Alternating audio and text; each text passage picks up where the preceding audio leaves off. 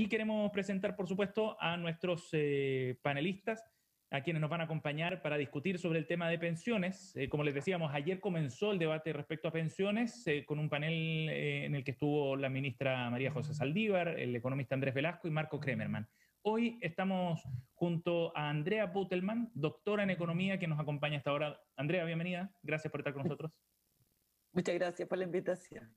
Está conectado también, y ya lo vemos, Fernando Carmona, economista de la Fundación Instituto de Estudios Laborales. ¿Cómo está, Fernando? Buenos días. Buenos días, Sebastián. Muchas gracias por la invitación. Y en unos minutos ya se va a sumar Bernardo Fontaine, economista, impulsor de la red Reforma la Reforma. Está entrando ya a la plataforma, así que en unos minutos vamos a poder contar también con su participación. Déjenme explicarles cómo es el formato para el día de hoy. Es bien sencillo. La idea es que hoy día podamos responder a las preguntas que los mismos participantes de esta instancia de deliberación han planteado respecto al tema de pensiones. Son temas bien concretos. Vamos a hablar hoy día sobre el IVA para pensiones, el pilar solidario, la regulación de las AFP y también de la participación de los propios afiliados en los directorios de las AFP.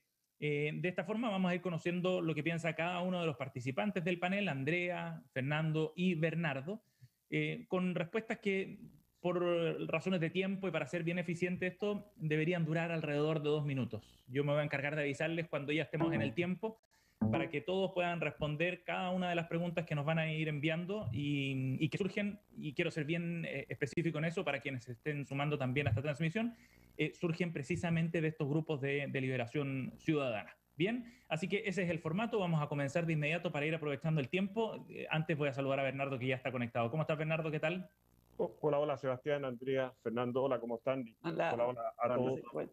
Muchas gracias por la invitación, feliz de dialogar, que es lo que más nos falta en Chile. Gracias por estar junto a nosotros, una mañana de día sábado con mucha gente, 414 participantes ya, además de la transmisión, que según Facebook me avisa aquí, está ya en línea en CNN Chile. Bien, vamos a comenzar de inmediato con las primeras preguntas porque ya han llegado.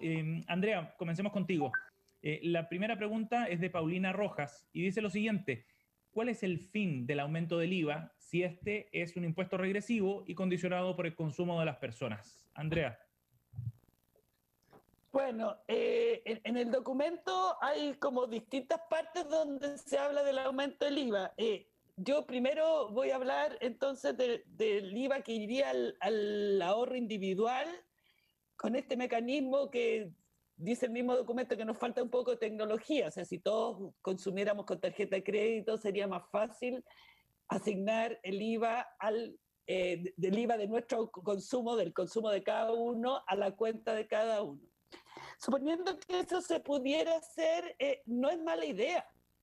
El problema es la implementación, porque esto es igual que se subiera la comisión y que esa comisión fuera a cuenta individual, excepto que el IVA es mucho más fácil de recaudar que las imposiciones, porque hay una tendencia o a que a veces los empleadores con menos formalidad se atrasan en el pago o se les olvida el pago de las cotizaciones, y otras veces el mismo empleado pide por favor que le den el equivalente a la cotización como sueldo y no cotizan o cotizan por el mínimo. Entonces a veces es difícil recaudar en cotizaciones, y en el IVA en general es un impuesto más fácil de recaudar, y en ese sentido no sería malo, y si es directo del consumo de una persona, de cada persona, a su cuenta individual, no lo veo regresivo. Ajá. Bien. Misma pregunta para... sí, ¿quieres agregar algo más, Andrea? No, es que no sé si la pregunta es sobre ese IVA a la cuenta individual o el IVA como para financiar un ahorro colectivo, que eso es distinto. Vamos a aclarar ese punto de inmediato, porque la pregunta estaba planteada en términos generales por lo menos, y si uno toma el debate contingente, digamos, lo que había planteado el ex ministro Briones, me da la impresión de que va por el lado del ahorro general, ¿no? Vamos a plantear la misma pregunta y luego podemos ir especificando en todo caso el tema, Andrea. Fernando, te planteo la misma pregunta, te la repito para que lo tengamos claro. ¿Cuál es el fin del aumento del IVA si es regresivo y condicionado por el consumo de las personas? Luego será tu turno, Bernardo. Sí, mira, yo te diría que esta propuesta tiene dos problemas. El primero es que las cuentas individuales, por la característica que tienen, que pivotean fuertemente en la tasa de interés a la cual son invertidas, cada vez están entregando pensiones más bajas. Uno va a ver todas las estadísticas de la superintendencia de pensiones y uno ve los promedios de pensión histórico y los promedios de las generaciones más nuevas que se han pensionado. La capitalización individual está dando pensiones más bajas. Entonces, seguir poniendo recursos en capitalización individual parece no ser la mejor solución. Probablemente ya sabemos a partir de la OIT que este es un sistema que tiene que ser, o que se ha ido reversando en al menos 11 países los últimos años. Entonces, yo creo que tiene primero ese problema. Y lo segundo es que no es baladí en el fondo que cuál es el sistema de pensiones, del sistema tributario que tenemos para poder generar esta reforma. O sea, nosotros tenemos, a diferencia de otros países, un sistema tributario que es mucho más regresivo, donde existen muchas exenciones, y en donde avanzar por el lado del IVA hace que el sistema tributario sea más regresivo y que por lo tanto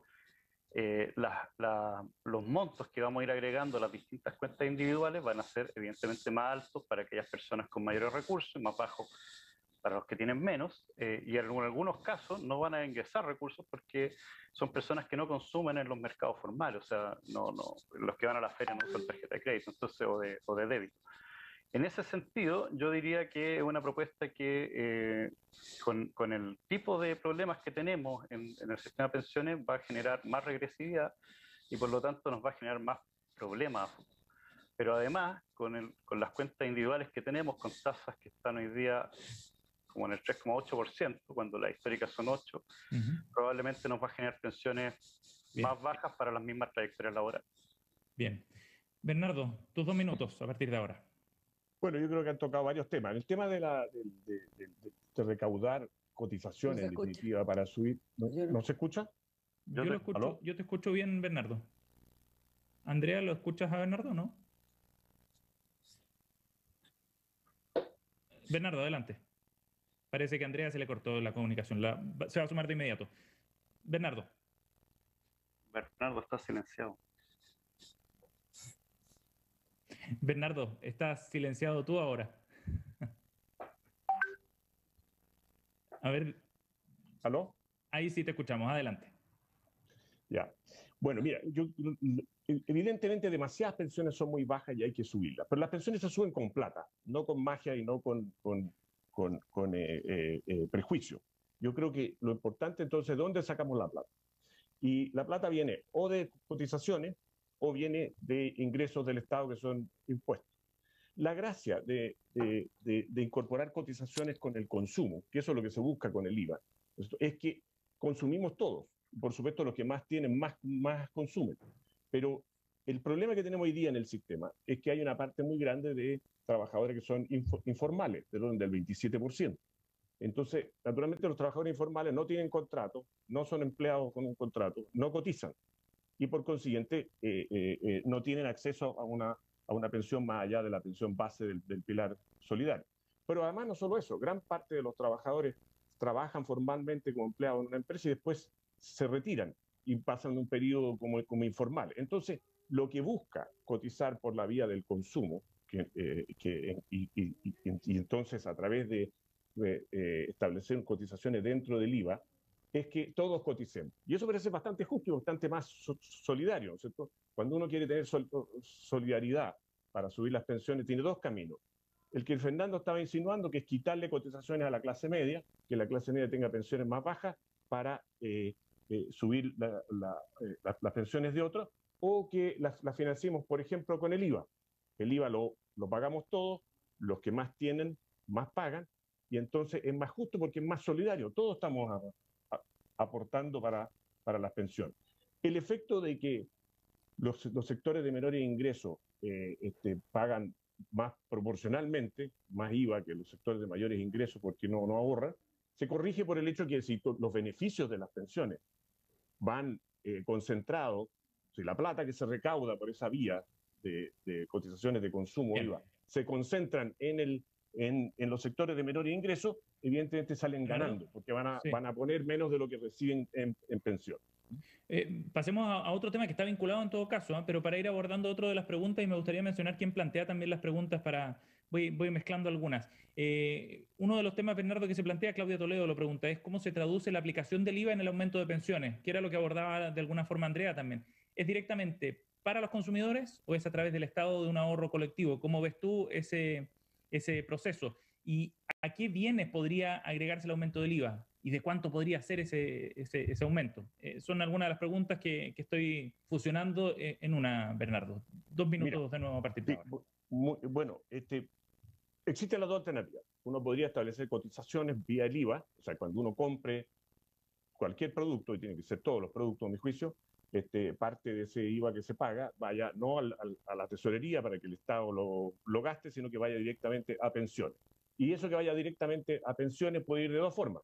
O va a cuentas individuales de cada uno de los consumidores de IVA, que es lo que decía Andrea al principio, o puede ir a un fondo solidario, ¿no es cierto? En el caso nuestro de Reforma a la Reforma, en la página web de la Reforma a la Reforma, nosotros tenemos planteado un nuevo sistema de pensiones que tiene un 2% de aumento en el IVA, y ese 2% es un fondo solidario, y eso entrega una pensión base garantizada para todos, que se concentra en los sectores de menor ingreso, para compensar, entre otras cosas, el efecto de que ellos pagan más IVA.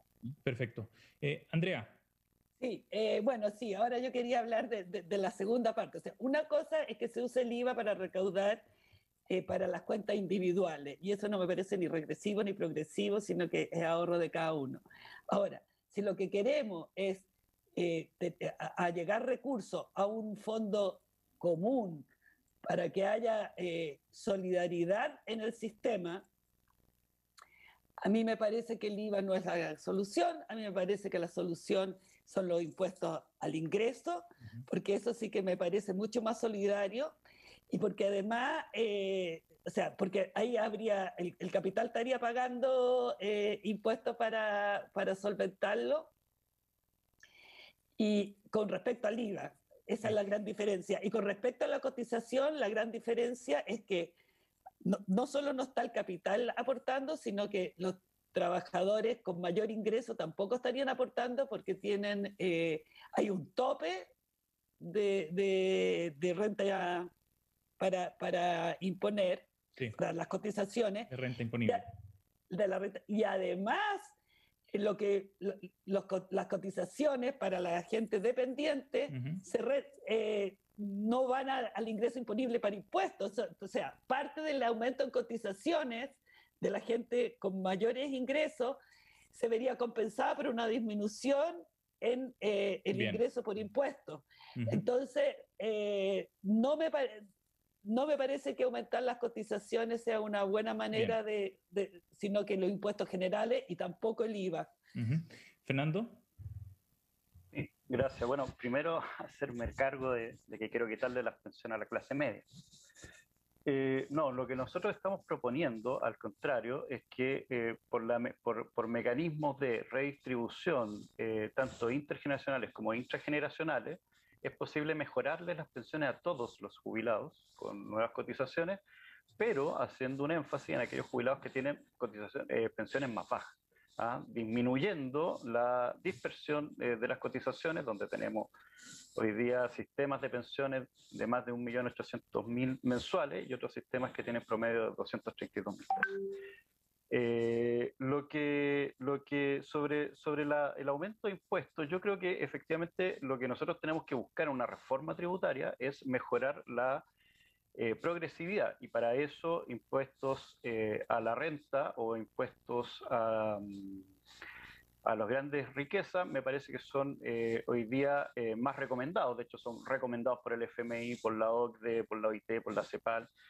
Hoy día mismo Estados Unidos está discutiendo un impuesto a los súper ricos, entonces me parece que ese es el camino en el que está caminando el mundo.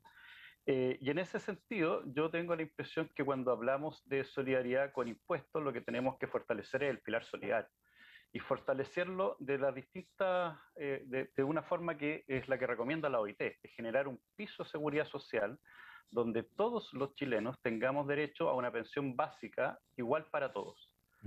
Esa es la recomendación 202 de la OIT, discutida ya debe llevar más de 10 años, y es la que está ordenando en general la reorganización de los sistemas de pensión en el mundo a partir de un sistema mixto. Ajá, bien. Vamos a seguir con otras preguntas porque ya nos han ido llegando otros comentarios también respecto a este tema. ¿Es posible estimar cuánto aumentaría nuestra pensión si aumentamos el IVA al 21%? Es lo que pregunta Rola en una de las preguntas que nos han llegado. Y otro de los temas también vinculados a esto es cómo se calcularía mi 2% de aumento del IVA que va en aumento de mi pensión a futuro. Si no es muy engorroso y si hay un mecanismo para ello, pregunta Ramiro también al respecto. Y ahí me gustaría, para cerrar esta parte respecto al IVA por lo menos, me gustaría preguntarles también si es que sobre el impacto que tendría efectivamente en el monto final de las pensiones, porque ya hemos discutido respecto a cuán eficiente es, cuán justo es o regresivo o no, pero sobre el impacto que podría tener en montos un aumento del IVA como se está planteando. Fernando. Sí, mira, nosotros calculamos, mira, que tenemos un problema. Si nosotros, por ejemplo, ingresáramos ese 2% completo a cuentas individuales, como las pensiones de capitalización individual giran en torno a la tasa de interés, la tasa de interés histórica es 8 y la que tenemos ahora es más o menos 3,8 y va bajando, se proyecta por la Superintendencia de Pensiones que va a ser un 3% sí, en los próximos 10 años. El problema que nosotros tenemos es que dos trabajadores con la misma trayectoria laboral, aunque uno cotice un 2% más, va a sacar una pensión más baja en el sistema de capitalización individual. Porque hay menos rentabilidad. Porque el 60% de las pensiones actuales son los intereses que se acumularon. Entonces, el problema que nosotros tenemos y que tenemos entre manos es que tenemos un sistema que tendríamos que ponerle algo así como un 10% para recuperar lo que estamos perdiendo por tasa de interés.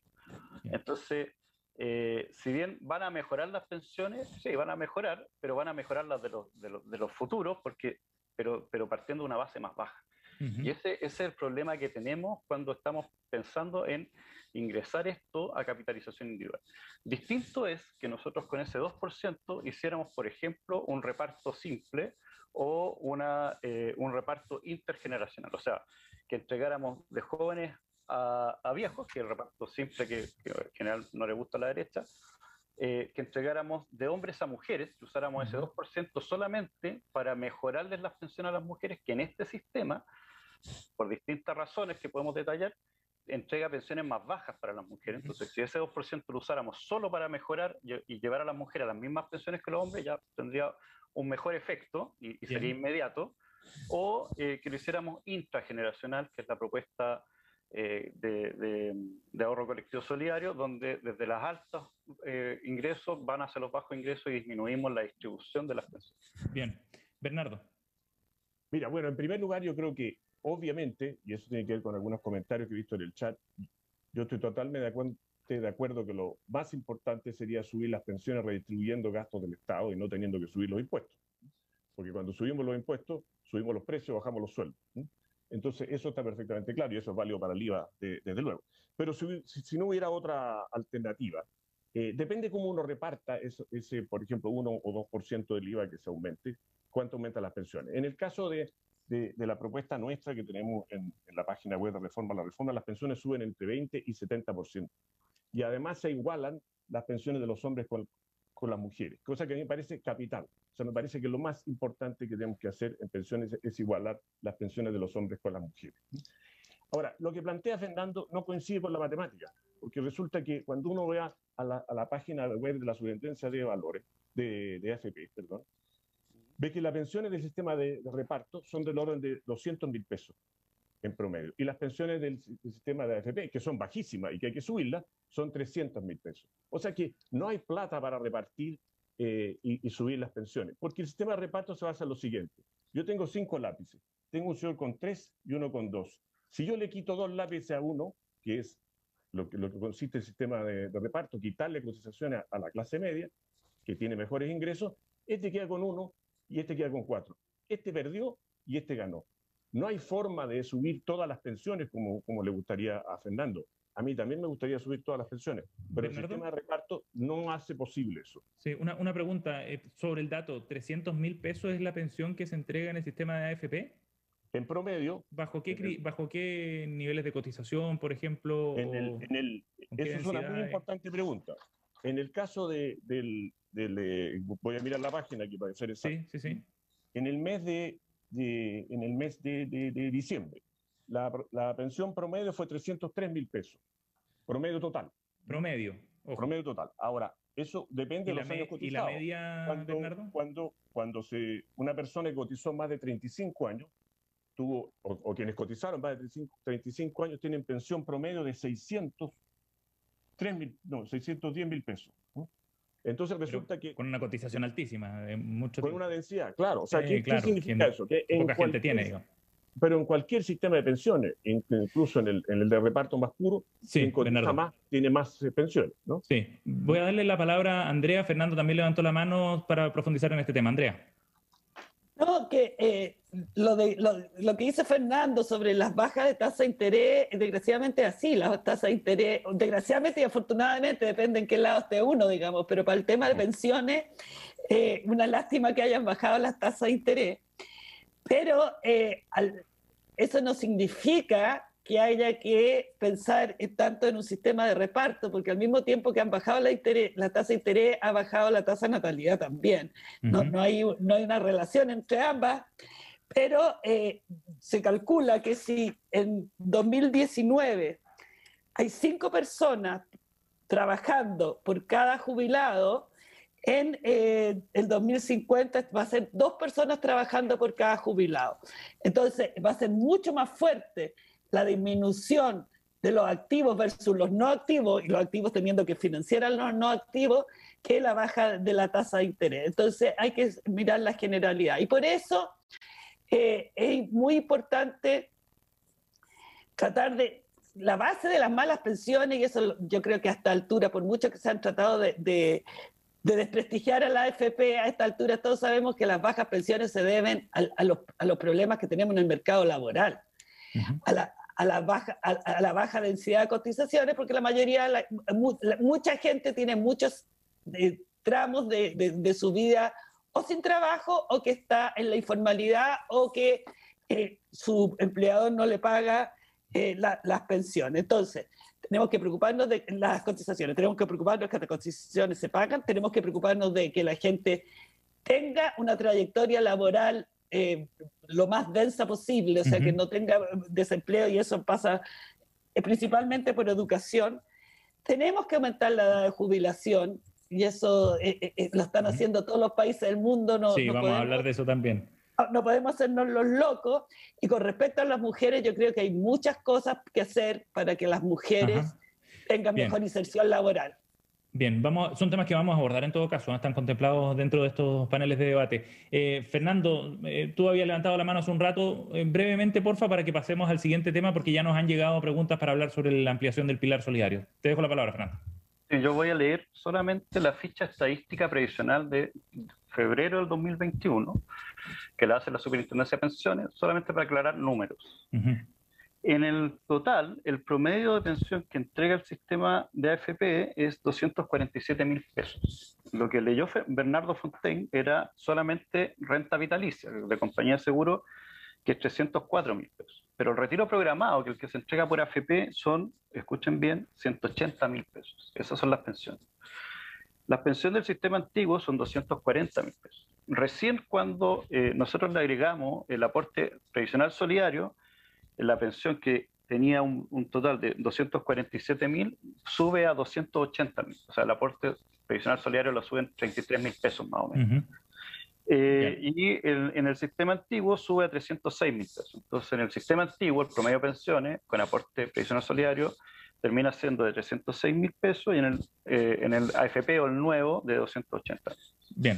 La aclaración entonces para esos números también era importante. Déjame Bernardo, muy cortito, porque si no nos quedamos en un loop eterno en esto. Yo no vi la renta vitalicia, yo vi la pensión total, porque el sistema de pensiones incluye la pensión autofinanciada y el aporte solidario, y a mí me da 303.000 pesos, y versus lo que dije en el tema del sistema de reparto. Pero mira, yo creo que no hay que enredarse en esto. Las pensiones son bajas igual, ¿no es cierto? Las pensiones son bajas igual, pero no es cierto que un sistema de reparto dé mejores pensiones. Ese es todo el punto. Bueno, vamos a seguir conversando sobre ese punto seguro aquí.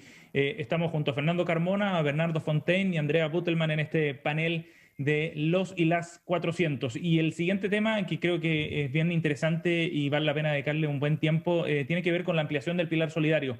Y han llegado varias preguntas sobre eso. Me gustaría plantear la primera, Andrea. Es de Felipe Álvarez. Él dice, crear una pensión base de 200.000 pesos para el 80% más vulnerable parece sensato si se financia con impuestos generales, pero en la práctica la noción de vulnerabilidad es claramente ambigua. Y este punto es bien relevante porque no está mucho en el debate, creo yo. ¿Bajo qué criterio se define que una persona es vulnerable? ¿Y cómo se establece ese piso mínimo también? Agregaría yo a la pregunta de Felipe. Andrea, te dejo la palabra. Sí, yo entiendo que la vulnerabilidad tiene que ver con la ficha CACEN, pero la verdad es que no lo tengo muy claro. Pero cuando ya hablamos del 80% más vulnerable, estamos hablando prácticamente, o sea, no creo que está quedando mucha gente fuera que debería que estar adentro, digamos, si estamos hablando de un 80%. El problema, o sea, todos queremos, y ojalá en vez de 200 fueran 300. El problema es que hay que ver cómo se va a comportar la gente, y eso en los números es muy difícil, porque si yo tengo asegurada una pensión de 200.000 pesos, es más probable que opte por la informalidad o que opte porque me paguen todo en el salario y que no me coticen. Entonces, todo en economía tiene incentivos, aunque a la gente le molesta, digamos, y entonces decir cuánto ingreso, cuánta recaudación necesito para cubrir esos 200.000 pesos para el 80% de la gente, es difícil de calcular porque no sabemos cómo se va a comportar la gente. Y ahora, hay formas también de generar incentivos, me imagino, Andrea, para poder por supuesto, estimular por pensiones mayores, ¿no? La gente de todas maneras podría aspirar a pensiones mayores y no quedarse solo con la pensión básica. Es que dentro de cierto rango no vas a poder llegar a más, pero por eso hay sistemas de incentivos, hay sistemas de que por cada peso que ponga la persona, algo ponga el Estado para incentivar esas pensiones, pero si están muy debajo de los 200.000 pesos no hay incentivo que valga. Bien. Bernardo.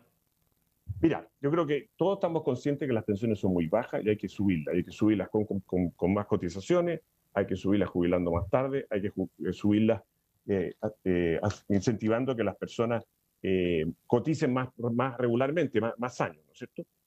Ahora, nosotros en la página web de Reforma la Reforma tenemos un sistema de pensiones nuevo que se basa primero en una pensión base garantizada para el 90% de la población, no para los más vulnerables necesariamente, para todos, y que está en la línea de la pobreza. Y sobre eso la persona tendría una pensión adicional que vendría fruto de su ahorro y de la rentabilidad de su ahorro en una cuenta.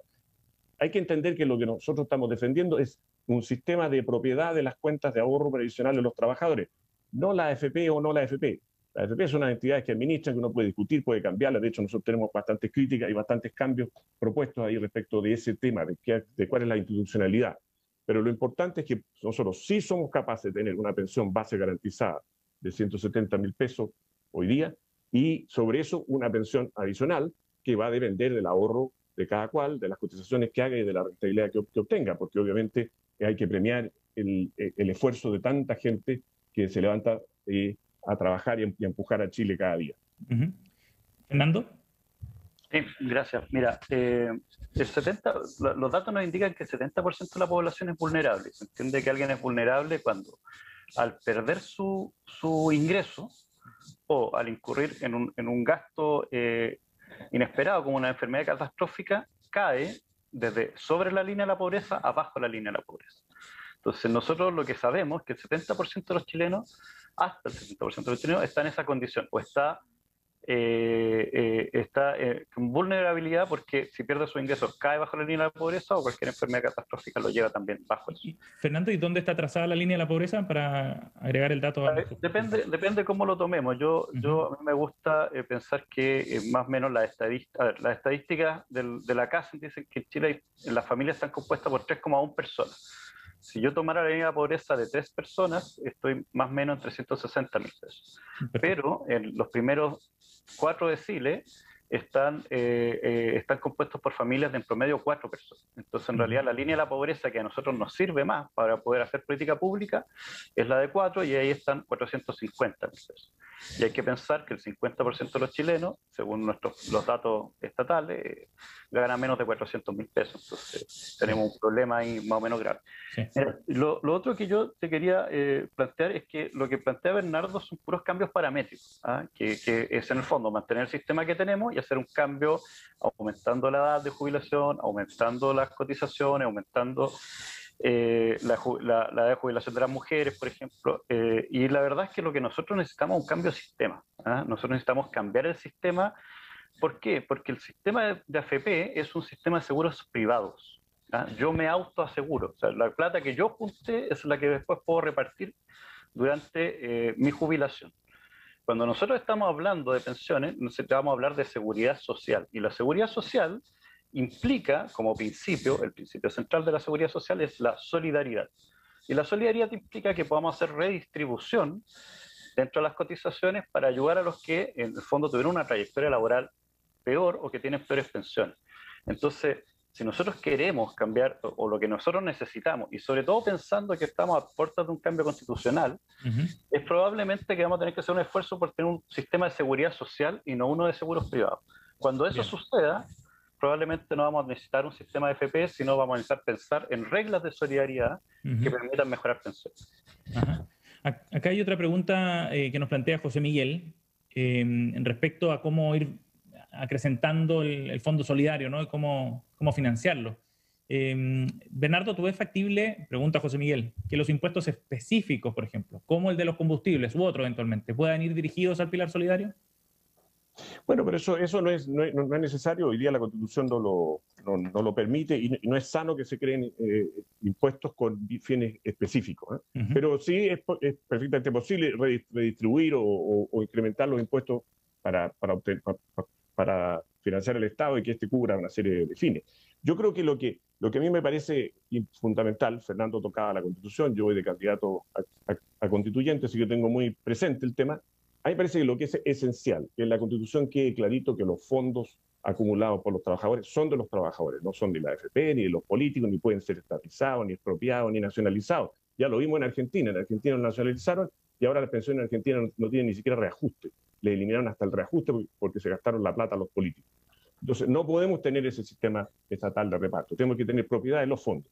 Tiene que haber libertad para elegir administrador de los fondos, incluida una opción estatal.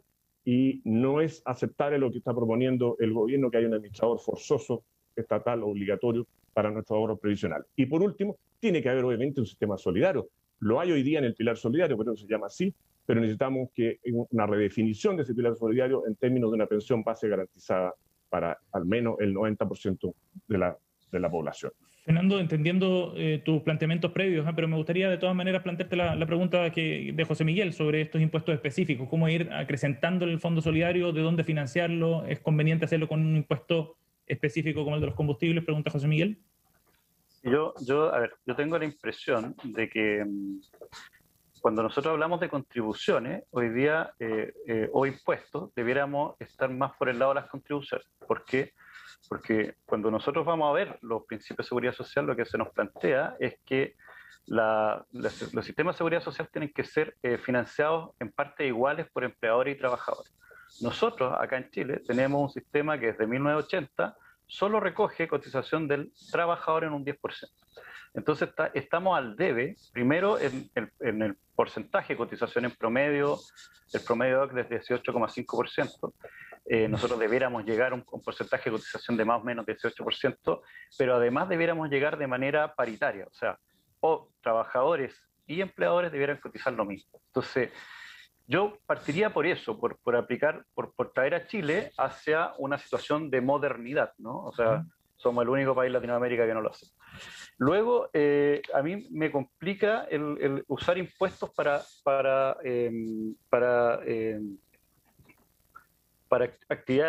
pagar beneficios sociales específicos. Creo que eso es una mala política. Lo que nosotros tenemos que mejorar es la recaudación tributaria de Chile, que hoy día está en el 21%, el de la OCDE promedio es 36%, en Estados Unidos 30% más o menos. Entonces nosotros tenemos espacio para subir los impuestos de manera progresiva, como decía.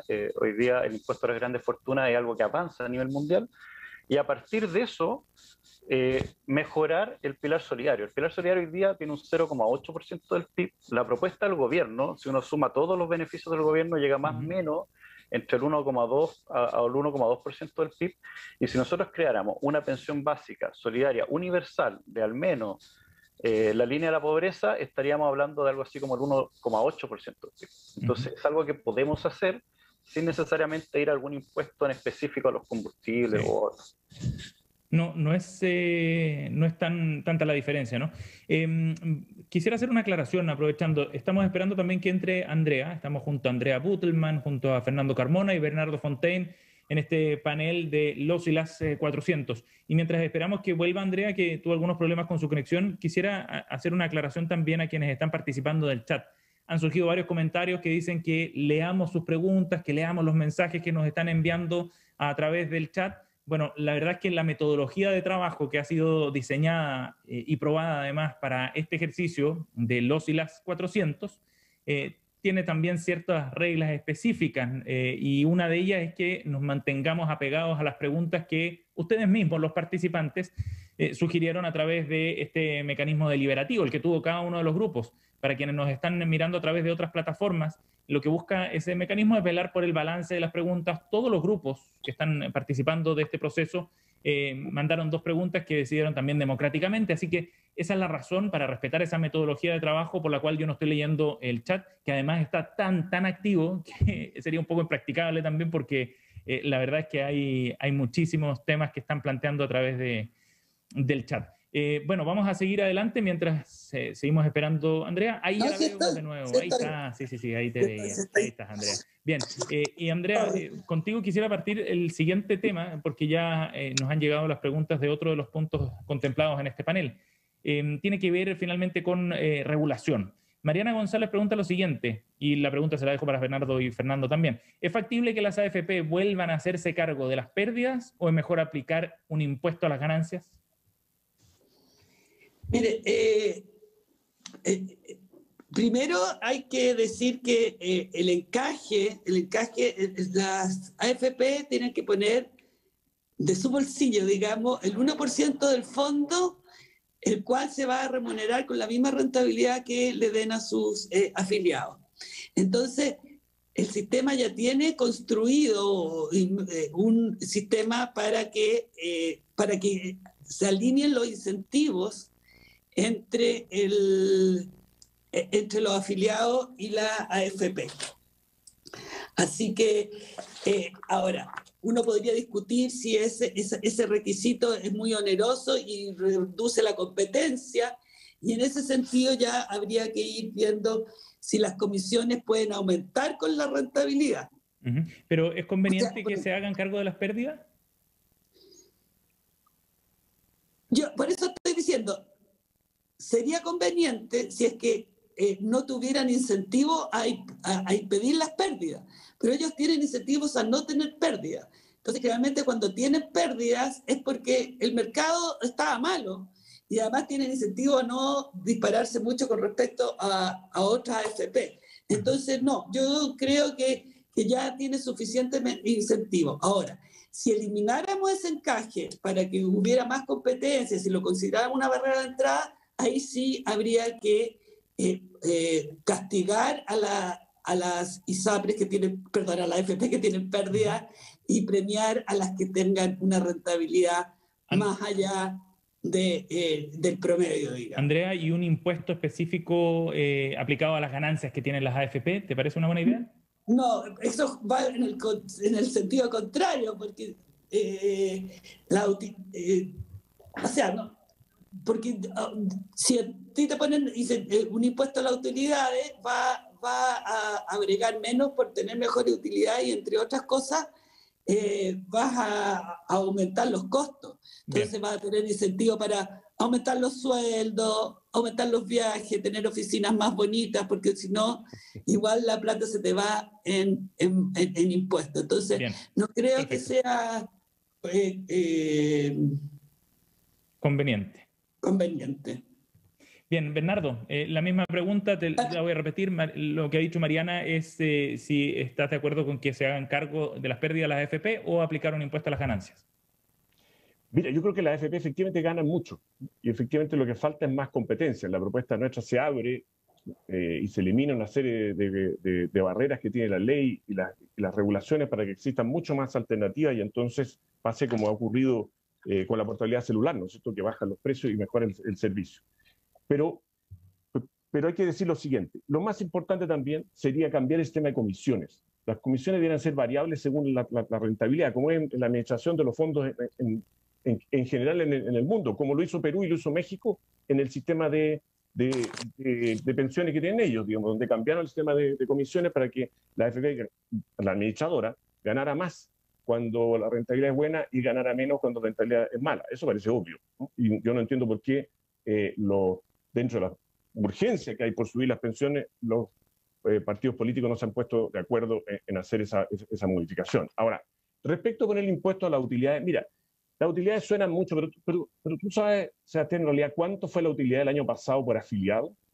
No. Fueron 2.000 pesos, 2.000 pesos al mes por afiliado.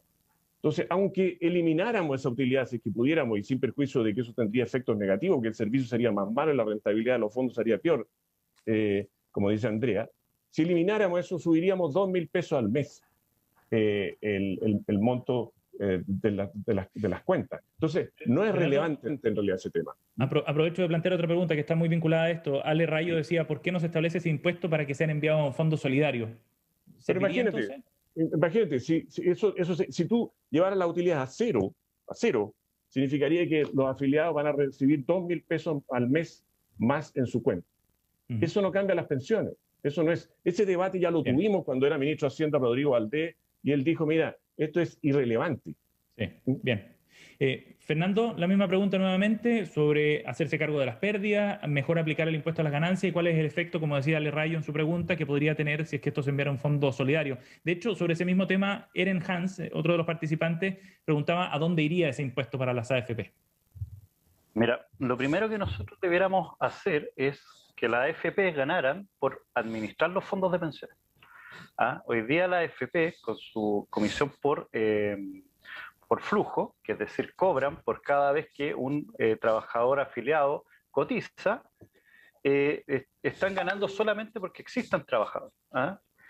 No existe, o las AFP no ganan por cómo administran los fondos, y eso es súper evidente cuando nosotros vamos a ver la caída de fondos o la caída de la rentabilidad de los fondos y que las ganancias de la AFP se mantienen más o menos iguales. Entonces, no hay incentivo dentro de las AFP para administrar de mejor manera los fondos con menores riesgos si yo no estoy ganando por administrar fondos, sino que estoy ganando porque tenga afiliado al sistema y además los afiliados son obligatorios. ¿Sí? No, tampoco es que hay un gran trabajo ahí. Lo segundo es que tenemos además una segunda cotización de intermediación que se le cobra a los afiliados por su saldo y que va a pagar el trabajo de intermediación en el extranjero que debieran hacer la AFP. Entonces, el problema que nosotros tenemos por el lado de las ganancias es que si nosotros eliminamos la comisión de intermediación, las ganancias de la AFP bajan más o menos al 12%, que es una ganancia normal para cualquier empresa. Con la comisión de intermediación, las ganancias de la AFP suben a esta ganancia extraordinaria de entre 24 y 27%. Esto es lo primero que nosotros deberíamos hacer. Primero, coordinar que las comisiones sean por saldo y no por flujo. Y segundo, eliminar la intermediación, porque ya me cobraron una primera vez por, de alguna manera, administrar. Fernando, pero para volver a la pregunta original, entonces, ¿cómo se resuelve el tema del impuesto a las ganancias o bien de que se hagan cargo de las pérdidas? Preguntaba Mariana. Es que, a ver, para que ellos se hicieran cargo de las pérdidas, eso es lo que estoy tratando de decir, quizás no me expresé bien, lo primero que tendríamos que hacer es que ellos ganaran por administrar los fondos, sino cómo se van a hacer cargo de las pérdidas. ¿Ah? Si ellos ganan por flujo, nunca van a tener incentivos. Uno lo puede ver, por ejemplo, en el caso mexicano. En México, cuando se pasa de administrar de flujo a saldo, disminuyen las pérdidas, porque además disminuye el nivel de riesgo al que están expuestas las pensiones. ¿Por qué? Porque ellos ganan directamente de ahí. Entonces, lo primero que uno tiene que hacer es enrielar los intereses entre afiliados y AFP. Ahora, quiero dejar súper establecido que yo estoy porque no existan más AFP, tengo que responder la pregunta, ¿no? Sí. Y lo segundo, cuando yo voy a ver las ganancias extraordinarias, lo que tendría que hacer es eliminar la comisión de intermediación, que es la que genera las ganancias extraordinarias. Entonces, ahora, si las AFP debieran incurrir en un pago por pérdida a los fondos, a mí me parece que eso sería razonable, porque obliga a la AFP a buscar la mejor administración y la menos riesgosa. Sí. Bernardo, aquí hay otras dos preguntas. Una de Natividad. Perdona, es que me gustaría corregir dos cosas cortitas. Es que queremos apegarnos a las preguntas, Bernardo, que nos están llegando. Son muchas y se nos va pasando el tiempo. Lo hago dentro de mi tiempo. Natividad Rojas dice, ¿cuál sería el tipo de impuesto adecuado que se podrían aplicar a las AFP sobre las ganancias? Esa es la pregunta específica, aún entendiendo lo que han respondido ya hasta ahora. Y Bernardo, por otra parte, pregunta, ¿de qué modo concreto se afectaría la eficiencia de la AFP si se exige ese impuesto por ganancia? Bueno, mira, yo creo que tenemos un acuerdo con Fernando en que hay que cambiar el sistema de comisiones para que sean comisiones relacionadas con la rentabilidad.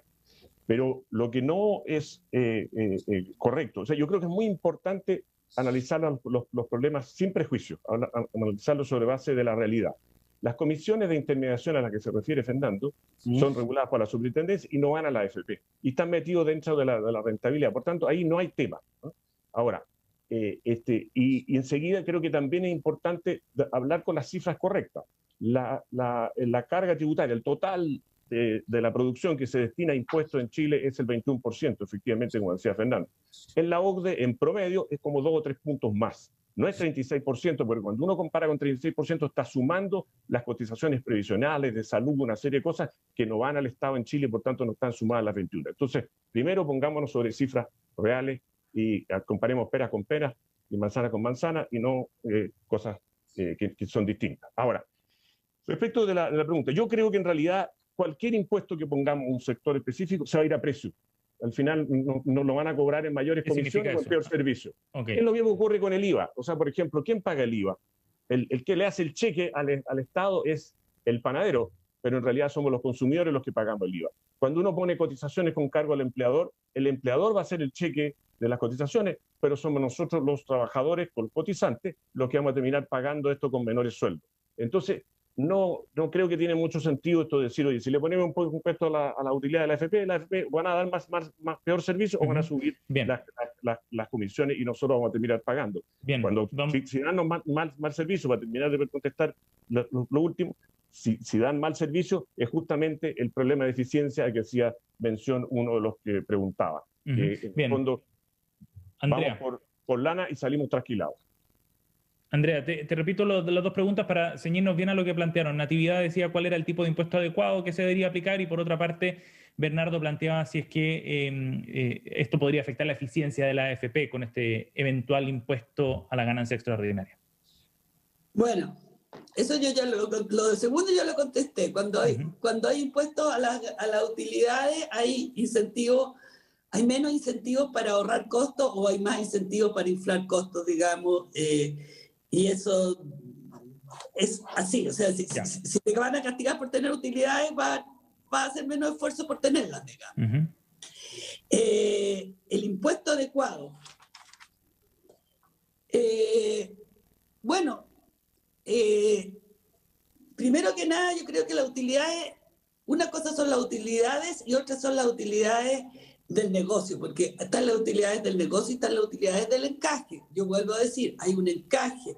La AFP tiene que poner el 1% del fondo y correr los mismos riesgos que corren sus afiliados y por lo tanto están alineados los incentivos por un lado y por otro lado las utilidades, por tanto, no son tan altas si uno le saca, pero igual son altas. Y parte de por qué son altas es por falta de competencia, pero no solo porque no haya más AFP, es porque nosotros como afiliados no nos fijamos cuánto nos están cobrando la AFP.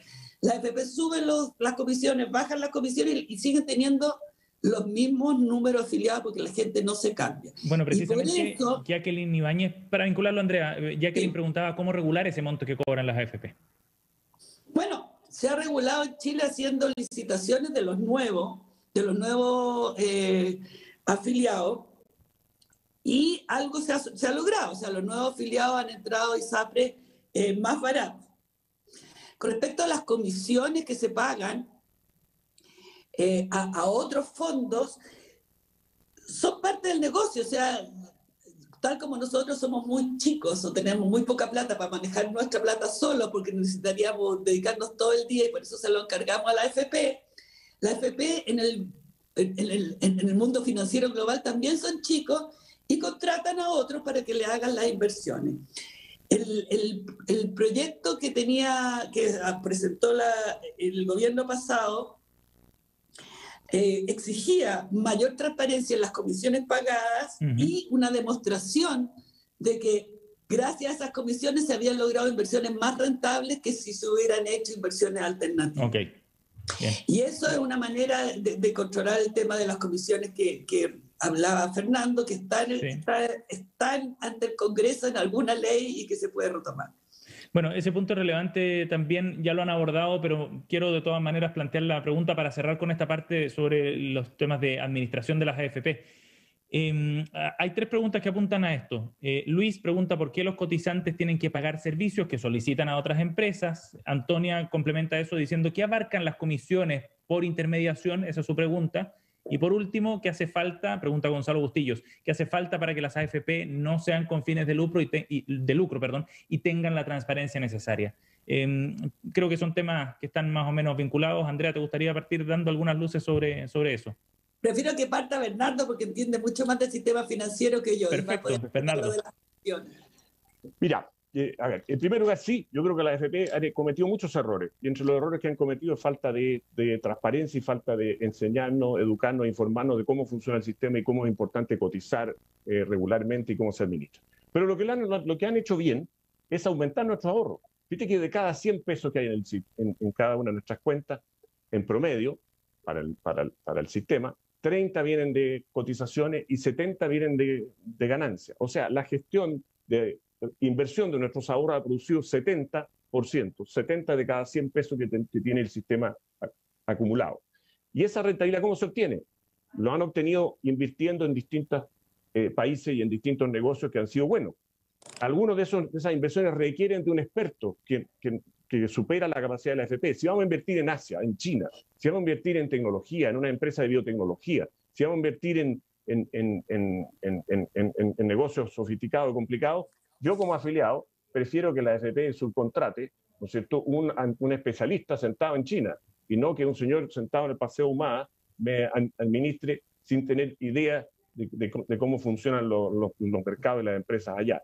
Eso son las comisiones de intermediación que no se pagan a la AFP, se pagan a un tercero que no tiene vinculación, que están regulados por la superintendencia, y esas comisiones son necesarias para obtener buena rentabilidad. Bien, esos 70 pesos que hemos ganado de cada 100 incluyen las comisiones, o sea, ya se le han restado las comisiones a esos 70 pesos y aún así hemos ganado esos 70 pesos de cada 100. Bien. Fernando, para cerrar este tema sobre la administración de las AFP. Mira, cuando Bernardo dice que efectivamente esa plata no va a las AFP, lo que él deja de decir es que si no la pagaran, los saldos de los afiliados tendrían que pagarlas las AFP. Por lo tanto, cuando ellos contratan comisiones de intermediación, porque nadie intermedia sin cobrar, ¿cierto? Y cuando la AFP intermedia la administración, que es su negocio, ellos tienen que administrar los fondos y intermedia la administración de fondos en el extranjero, se lo cobran a los afiliados en una parte de su saldo, cuando en realidad sigue siendo el mismo negocio y deberían pagarlo ellos mismos. Entonces nos están cobrando dos comisiones distintas por administrar los fondos. Ahora, cuando uno va a ver la comisión que se cobra por saldo, o sea, por flujo de la AFP, esa comisión es un 12,5% del total de los fondos que yo ingreso en promedio. Entonces, eso es una comisión muy alta en cualquier sistema. El 12,5% de lo que yo ingreso se va directamente al administrador de fondos, eso es muy alto. ¿Cómo se puede solucionar eso? Solamente tenemos un ejemplo en Chile que se llama AFC. El AFC es el administrador de fondos de cesantía, se administra por solo una AFP. Cuando uno va a ver los costos de administración de la AFC, son 6.000 pesos por afiliado. Cuando yo voy a ver los costos de administración de la AFP, son 33.000 pesos por afiliado, en promedio. Y cuando voy a ver la más cara, son 100.000 pesos por afiliado. ¿Cómo se explica esa diferencia? Porque las AFP tienen que competir entre ellas y tienen que incurrir en costos de marketing entre las distintas empresas, ¿no? Eso quedó bien demostrado en la comisión que dirigió Rodrigo Valdés, y en la cual me tocó participar como asesor del Ministerio del Trabajo. Entonces, y eso se demostró frente a los senadores y diputados de la época. Bien, estamos junto a Fernando Carmona, Bernardo Fontaine y Andrea Butelman aquí en este panel discutiendo sobre pensiones en el contexto de este proyecto Los y las 400. Y vamos a pasar a otros temas. Hay varias preguntas también vinculadas a temas de administración, pero que tocan un tema bien relevante que tiene que ver con la representación finalmente de los propios afiliados dentro de los directorios, dentro de la toma de decisiones. Pregunta Yael Ramírez Soto. ¿Existe alguna experiencia en el mundo en que los o las afiliados o afiliadas participen en discusiones de grandes temas por medio de plataformas digitales o presenciales respecto a cómo se administran sus fondos, se refiere? Por ejemplo, con procesos deliberativos como este, el de los 400. ¿Quién quisiera partir con este tema? No, Andrea. yo creo, hasta donde yo sé, eso no es así. Es posible, o sea, cuando hay cambios legales en los países más desarrollados o cambios normativos en los países más desarrollados, si hay consulta ciudadana y se puede participar. Pero ya en la inversión de día a día de una AFP es difícil. Ahora, dado que hay cosas donde falta transparencia, quizás sería aún que lo reguláramos, por ejemplo, que reguláramos que las comisiones se las van a pagar solamente las de intermediación, solamente si fue buen negocio, digamos, comparado a un benchmark. A lo mejor es bueno que haya representantes de los afiliados para que esas regulaciones se cumplan. Representantes, no, pero no una asamblea, digamos. Andrea, y sobre eso, Fernando Reyes pregunta, ¿cuáles serían requisitos y cuál es el peso representativo de un representante de los trabajadores en la AFP? A eso me refiero. Un trabajador solo, o sea, o un representante de los trabajadores, supongamos que diseñamos una elección que logre ser representativa, un representante solo sentado en un directorio no va a poder hacer mucho, porque además el objetivo de la empresa es ganar plata y el objetivo de los directores es ayudar a la empresa a ganar plata y no pueden tener otro objetivo. Pero sí tienen el objetivo también los directores de que las regulaciones se cumplan. Entonces, si las regulaciones apuntan a mayor transparencia y a justificar los contratos de intermediadores, es posible que tener representantes ayude, fortalezca esas regulaciones. Sí. Bernardo, la pregunta de Yael apuntaba principalmente a la posibilidad de que participen afiliados en las discusiones de grandes temas a través de plataformas deliberativas o experiencias como Los y los 400. Lo vinculo también con el tema de Fernando de cuál sería el peso específico de un representante de los trabajadores en una AFP. Yo creo que, mira, tiene que haber transparencia y justamente toda esta discusión sobre estas comisiones de intermediación que aludía Fernando demuestra cómo las AFP han fallado en explicarlos por qué conviene o no conviene. Porque Fernando se equivoca. Si resulta que para invertir en China hay que contratar a un especialista chino y eso lo va a pagar la AFP y no se va a descontar de la rentabilidad del afiliado, la AFP no lo va a contratar. Y nosotros vamos a perder la rentabilidad de buenos negocios en el mundo. Por eso esto está regulado por la superintendencia. Y lo importante al final es que nuestra plata crezca. Lo importante es que... Pero vamos al punto, Bernardo, de la pregunta específica. Exacto. Entonces, yo creo que por supuesto que tiene que haber transparencia, por supuesto que puede haber participación, pero lo más importante es que nuestros ahorros estén seguros y ganen rentabilidad. Y yo creo que eso es bueno que lo hagan especialistas. No podría haber una asamblea que decidiera todos los días en qué invertir nuestra plata porque terminaríamos con peor rentabilidad. La AFC, que dice Fernando, claro que cobra menos, pero renta mucho menos. Entonces no es tan conveniente. Resulta que al final ¿Cuál es la gran diferencia de este sistema de capitalización con cuentas de propiedad de los trabajadores con el sistema de reparto que propone Fernando? Que ahí, que nosotros cuando repartimos tenemos nada más que las cotizaciones, que son 30 pesos. Hoy día nosotros tenemos 100 pesos. Es insuficiente porque las pensiones son malas porque hemos cotizado Bernardo, poco. pero volviendo a la pregunta original, pero Fernando al final preguntaba... tenemos que tener en cuenta que si nosotros tuviéramos un sistema de reparto, tendríamos solamente 30 pesos para repartir y tener pensiones, y ya tenemos 100. Tratemos en todo caso, remitirnos a las preguntas que nos han planteado, porfa, para respetar la metodología. Fernando. Sí, mira, ¿qué es lo que nosotros... Yo insisto en que este no es mi sistema preferido, no me gusta, pero ¿qué es lo que nosotros tenemos que hacer o por qué se justifica que exista, por ejemplo, un representante de los trabajadores o dos en el directorio de la AFP? Porque nosotros lo que necesitamos, o lo que necesitan la mayoría de los chilenos, es que la AFP no se conviertan en una suerte de casino, donde nosotros perseguimos las mayores rentabilidades, pero asumimos los mayores riesgos a partir de los trabajadores, ¿cierto? ¿Por qué? Porque como esto es un sistema individual, cuando se pierden fondos, se pierden mis fondos, yo no los voy a recuperar, o la AFP no me va a dar un vale por mala administración y me va a recuperar los fondos, sino que los perdí nomás y después tengo que esperar, si es que todavía tengo tiempo, a que vuelvan a subir. En ese sentido, el tener dos trabajadores o un trabajador en el directorio permite al menos que nosotros sujetemos la administración de fondos de una forma más prudencial. Cuando nosotros vamos a ver, porque las AFP tienen una posibilidad de inversión, tienen un límite de inversión que fija la superintendencia, y cuando vamos a ver cómo se cumplen esos límites, las AFP siempre están pegados al mayor riesgo posible.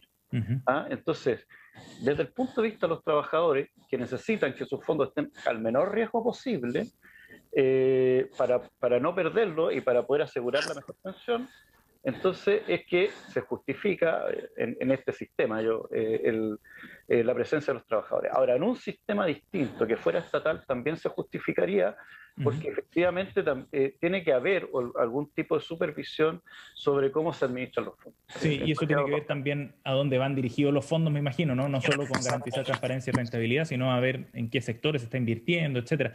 Otras preguntas que están también vinculadas. Pancho Mira pregunta, Fernando, ¿por qué no transformar a los cotizantes en socios o derechamente accionistas, votar en decisiones importantes en el sistema de administración de fondos?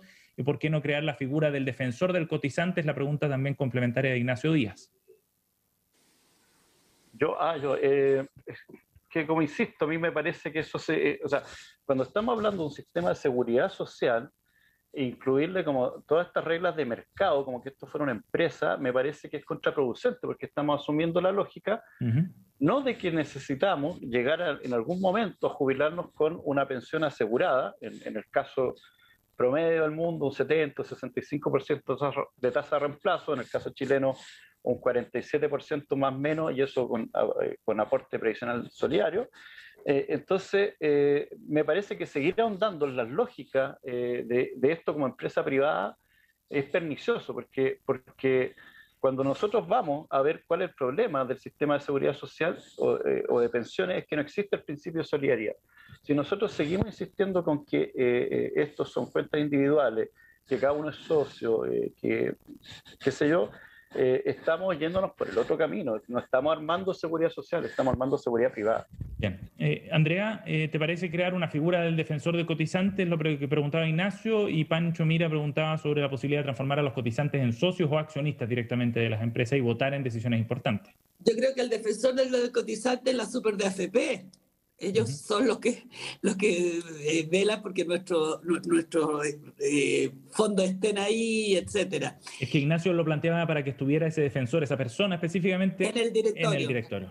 Bueno, es lo mismo que dije del director. Está bien para defender que se cumplan las regulaciones, pero no va a poder cambiar, uno o dos no van a poder cambiar seguramente el equilibrio de la AFP, y además que no sé qué harían. O sea, podrían decir, reduzcamos las utilidades voluntariamente. No puede un director de empresa decir eso. Un defensor de las cotizantes quizás, pero igual no lo veo dentro de un esquema de empresa privada. ¿Y cuál era la otra? Respecto a la posibilidad de transformar a los cotizantes en socios o accionistas, decía. Sí, yo creo que, o sea, yo sí creo que esa es una posibilidad, pero habría que pensarla bien, digamos, pero yo creo que sí sería una posibilidad y ahí se despejaría el tema de las utilidades que, insisto, parecen súper altas, pero tal como Bernardo dijo, una menor rentabilidad de la AFP, uno, no subiría las pensiones, pero sí subiría el sueldo líquido en 0,2%. Y esa es los resultados de la misma comisión que habla Fernando con Rodrigo Valdés. De hecho, Rodrigo Valdés me dio el número. 0,2% aumentaría el ingreso si se eliminan totalmente las utilidades de la AFP. Bernardo, las preguntas específicas, la de Pancho Mira, ¿por qué no transformar a los cotizantes en socios o accionistas para que voten en decisiones importantes? Y la segunda, la de crear esta figura del defensor del cotizante. A mí me encanta la idea de que los cotizantes seamos socios, ¿no? Y creo que lo que tenemos que hacer justamente es cambiar la ley, como decía al principio, para eliminar barreras. Es muy caro, es muy difícil y burocráticamente muy complejo crear AFPs. Lo que necesitamos es crear muchas AFPs, que los sindicatos tengan la AFP, que los trabajadores, que una serie de otras instituciones puedan tener AFP. Y entonces haya múltiples administradores y eso ya nos lleva a la competencia. ¿Y qué aprendimos con la portabilidad celular? Que cuando hay competencia los precios bajan y el servicio mejora. También tiene que haber una AFP estatal, porque si bien yo no simpatizo con esa idea, porque no me sentaría tranquilo con que mis fondos estén administrados por el Estado, pero sí comprendo y comparto que haya otros chilenos que sí. Así que eso de todas maneras. Ahora, lo importante, nuevamente, es que haya participación, transparencia, competencia, para que tengamos buenas pensiones, porque las pensiones son demasiado bajas. Y parte de eso, no lo único, parte de eso es que haya buena rentabilidad. Y la rentabilidad que hemos tenido es bastante buena. Fíjate que el año pasado, estaba mirando aquí, pero estaba buscando los papeles, en la crisis económica más grande de los últimos 100 años, la rentabilidad al final del fondo A, estoy mirando aquí, por ejemplo, fue de 1,74% por sobre la inflación. O sea que al final no es verdad que esto tengamos tantas pérdidas, que esto sea una especie de ruleta, no. Sí, tenemos pérdidas y tenemos utilidades también. En promedio tenemos muchas utilidades y hemos ganado 70 de cada 100 pesos. Entonces, ojo, tengamos un sistema de pensiones que genere rentabilidad para los trabajadores para que multipliquen sus cotizaciones y tengamos mejores pensiones. Vale, 12:28, estamos cerrando ya esta mañana, las preguntas ya las hemos planteado, las sintetizamos de la mejor manera posible, había muchas preguntas que no las leímos explícitamente porque repetían algunas ideas o conceptos que ya fuimos abordando durante la conversación, pero les dejaría 1 o 2 minutos para una reflexión final. Fernando, partamos contigo. Muchas gracias. Mira, yo lo que puedo decir en mi reflexión final es que nosotros tenemos un sistema que por diversas razones no cumple con los criterios mínimos de los principios de la seguridad social. Y eso ha afectado principalmente la legitimidad del sistema, porque es imposible que nosotros a partir de la mayor cantidad de marchas que hagamos, le vayamos a lograr sacar a la AFP una mayor pensión final para los socios o para los afiliados. Entonces, cuando nosotros vemos el problema social que tenemos de la falta de legitimidad del sistema, lo que se nos está planteando es que necesitamos cambiar el sistema, porque dentro de los marcos de este sistema de capitalización individual no es posible hacer cambios como los que pide la ciudadanía para que finalmente suban las pensiones. Entonces, ¿qué es lo que yo creo? Es que en Chile deberíamos discutir un sistema de seguridad social bajo los marcos de lo que nos plantea la OIT en su convenio 102 y la recomendación 202, que además, de acuerdo a diversos cálculos, son posibles o es posible que suban las pensiones más que llevar los recursos a capitalización individual, algo que se demostró recientemente en este debate que hay en el Senado, donde todo a solidaridad aumenta mucho más que todo a capitalización individual, ambos estudios hechos por la IPRES, de este gobierno. Entonces, yo creo que debiéramos empezar a discutir seguridad social y abandonar esta idea de seguros privados que nos plantea la AFP. Bernardo. Mira, yo creo que lo que está claro es que demasiadas pensiones son bajas y eso no puede seguir esperando y por eso sorprende a los ciudadanos que en el Congreso y el gobierno todavía no se pongan de acuerdo. Es una vergüenza en realidad para el Congreso y el gobierno que no se hayan podido poner de acuerdo todavía en mejorar las pensiones. Pero tenemos que cuidar que mantener un sistema de capitalización donde los trabajadores son dueños de sus ahorros, como lo hemos comprobado con los retiros de la AFP recientemente, y donde tenemos buena rentabilidad porque eso multiplica nuestras cotizaciones. Y eso no es suficiente, evidentemente, porque hay sectores que no pueden ahorrar suficiente y por eso tiene que haber una fuerte solidaridad, lo más pareja, lo más parecido a una pensión base para todos. Y por último, necesitamos igualar las pensiones de los hombres con las mujeres. Eso me parece a mí fundamental. Bien. Y eso deberíamos hacerlo lo antes posible y en la forma progresiva que el Estado pueda financiar. Gracias, Bernardo. Andrea.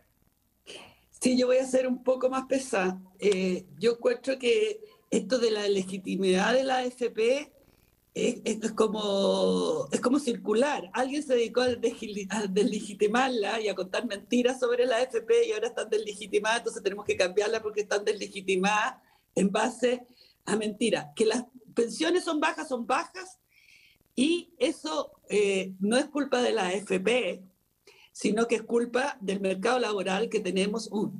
La gente sufre un mercado laboral súper inestable y le cuesta mucho encontrar trabajo, le cuesta mantenerlo, le cuesta volver a encontrarlo, etc.